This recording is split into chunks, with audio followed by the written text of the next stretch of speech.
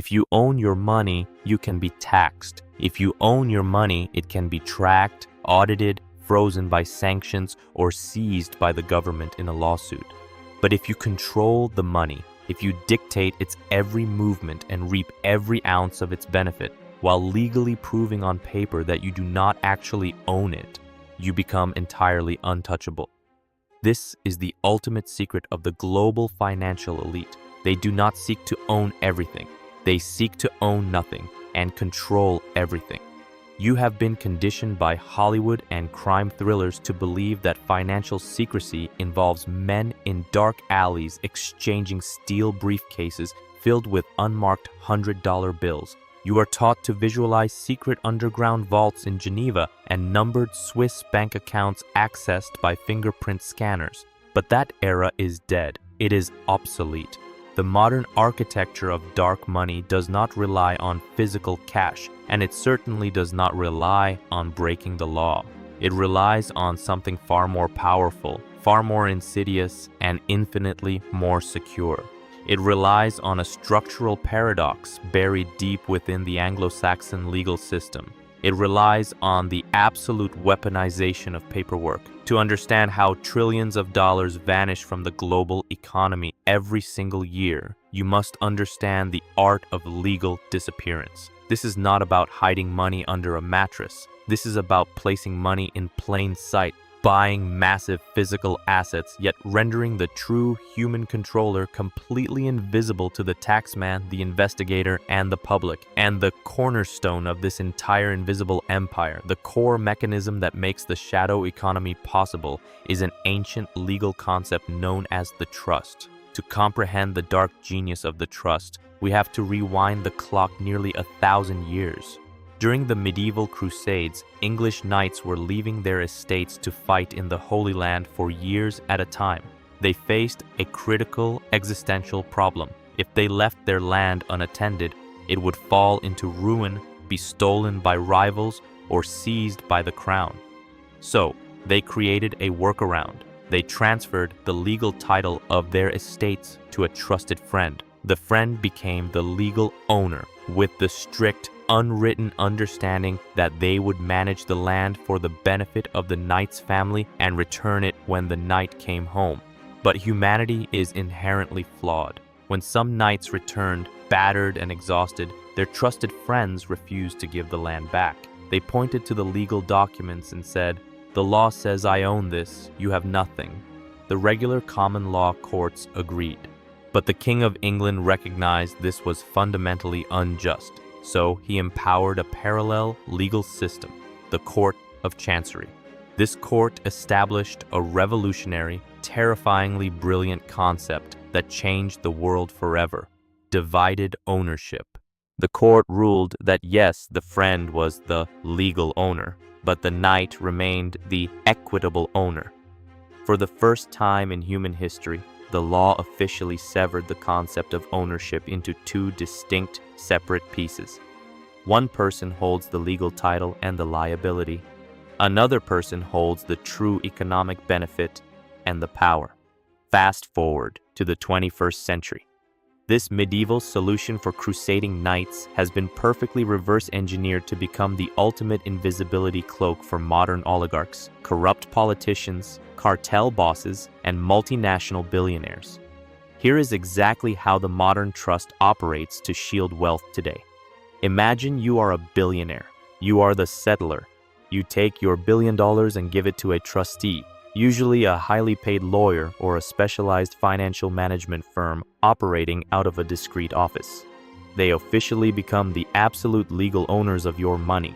If a tax inspector or a federal prosecutor comes looking for your wealth, you simply hold up your empty hands and say, "I do not own $1 billion. Look at the public registry. Look at the paperwork. I gave it all away. I am technically penniless." And you are telling the strict legal truth. You do not own it.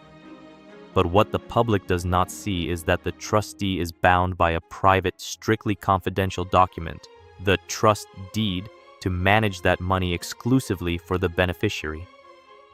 And by absolute, engineered coincidence, that beneficiary happens to be you, your children, or a corporate entity you secretly control. The money is entirely yours to enjoy. It pays for your lifestyle. It funds your jets, but it is entirely severed from your legal liability. It is the perfect financial shield. But a trust alone is not enough to truly disappear. A trust sitting in New York or London can still be pressured, investigated, or ultimately subpoenaed by a highly motivated government. To achieve total impenetrable darkness, you must combine the medieval concept of the trust with the modern geography of nowhere. You must enter the shell game. The architects of the global financial system realized decades ago that the true power of the British Empire was not in its military dreadnoughts, but in its fragmented, highly autonomous legal territories. They constructed a global labyrinth using the British overseas territories, places like the British Virgin Islands, the Cayman Islands, and Bermuda. These tropical islands operate under English common law, meaning they recognize the concept of the trust, but they are entirely independent when it comes to taxation, corporate registries, and financial disclosure. Let us build a fortress together. Let us watch how a fortune vanishes into the ether. First, you set up a trust on the island of Jersey, located in the English Channel. That trust legally owns a holding company incorporated in the Cayman Islands. That Cayman company, in turn, owns a subsidiary shell company registered in the British Virgin Islands. This BVI shell company is a ghost. It has no employees. It produces no products. It provides no services. It has no physical office, save for a brass plaque on a sun-bleached building in Road Town, a single building that technically houses 50,000 identical ghost companies. And here is the masterstroke of the shell game. The directors of this BVI company are not you. They are nominee directors. These are local residents who are paid a few $100s a year to sign their names on thousands of corporate documents, legally taking the title of director and entirely obscuring the true controlling mind behind the entity. Now, you take your wealth and you inject it into the BVI shell company. The Russian doll structure is complete. If an investigator tries to find your money, they hit a solid brick wall in the BVI because the corporate registry is closed to the public. If, through an international warrant and years of litigation, they manage to pierce the BVI veil, they simply find another faceless company in the Cayman Islands. If they pierce that, they find a trust in Jersey. And if they demand to know who the beneficiary of the Jersey Trust is, they are blocked by centuries-old common law privacy protections. The money is trapped inside an infinite hall of mirrors. And from this offshore fortress, your invisible money can flow right back into the onshore world. That ghost BVI shell company can legally purchase a $50 million penthouse overlooking Central Park in Manhattan, a super yacht moored in Monaco, or a controlling stake in a tech startup in Silicon Valley. To the outside world, it just looks like foreign direct investment. The physical asset is right there in front of us, casting a shadow on the street. But the human being who truly controls it has been entirely erased from the equation. But billionaires do not sit at their laptops and set up BVI shell companies. Oligarchs do not draft complex trust deeds in the Cayman Islands while sipping cocktails. The global shadow economy does not build itself. It is constructed, maintained, and fiercely protected by a highly specialized army of white-collar mercenaries. These are the professional enablers. If you walk through the Square Mile, the sovereign city of London we explored previously, you will pass the gleaming glass headquarters of the most powerful professional services networks on Earth, the Big Four accounting firms, the elite Magic Circle law firms. These institutions project an aura of absolute respectability and institutional trust. They audit the world's largest public companies. They advise sovereign governments on economic policy, but they also operate the darkest, most sophisticated wealth protection machinery in existence. These enablers are the architects of the labyrinth. They do not move briefcases of dirty cash across borders. They move commas, decimal points, and highly specific clauses in 500-page legal documents. They use complexity as a weapon. They understand a fundamental psychological truth about the modern world. If you make something complex enough, boring enough, and bury it under enough dense legal jargon, the public, the media, and even the regulators will simply stop paying attention. They have effectively weaponized boredom to protect capital. When an international data leak occurs, like the Panama Papers or the Pandora Papers, exposing millions of offshore documents, the public is briefly outraged. Politicians make angry speeches. But the professional enablers sitting in London and New York do not panic. They do not sweat, because they know that everything they built, every hidden trust and ghost company is entirely, completely, 100% legal. And this brings us to the ultimate mind-bending paradox of the global financial system: the legal versus illegal paradox.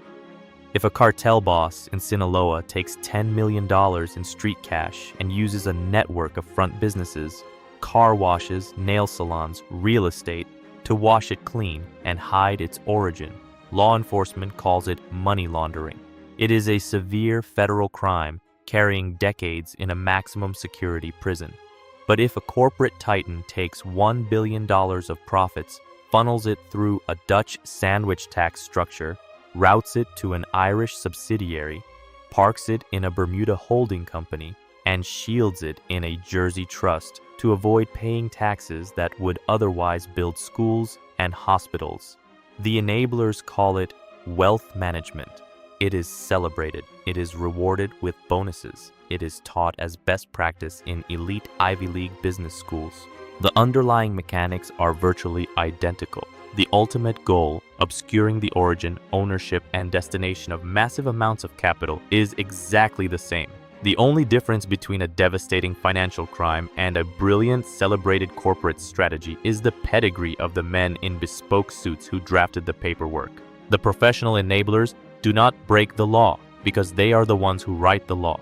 They lobby the governments, they draft the complex tax codes, and they deliberately insert the structural loopholes before the ink is even dry on the legislation.